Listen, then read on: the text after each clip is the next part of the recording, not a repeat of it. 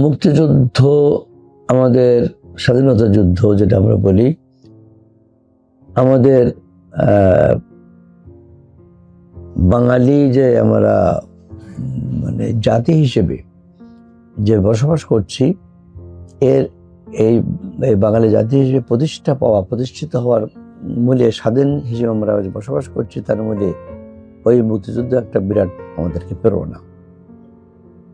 তাই মুক্তিযুদ্ধ আমাদের দেশে সংগঠিত হয়েছিল বলে আমরা প্রায় তখন 7.5 কোটি মানুষ অনেক উৎফুল্ল চিত্তে এদেশ মাতৃকাকে স্বাধীন করার একটা গৌরব আমরা অর্জন করি।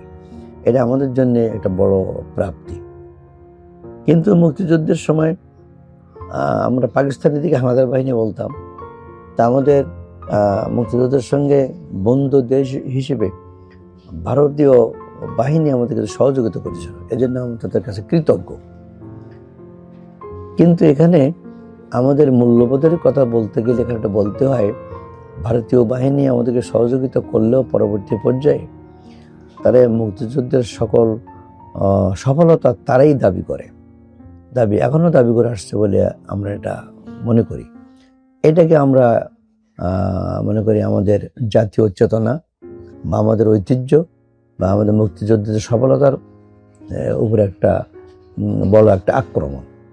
তা আমরা চিন্তা করি, ওরাই যাই মনে করুক না কেন, আমরা আমাদের রক্ত দিয়ে আমাদের দেশকে আমরা উদ্ধার করেছি এবং স্বাধীনতা আমরা ভোগ করছি, এটা আল্লাহর শুকরিয়া আদায় করছি এবং আমরা এভাবেই এই মূল্যবোধ দিয়ে আমরা চলতে চাই।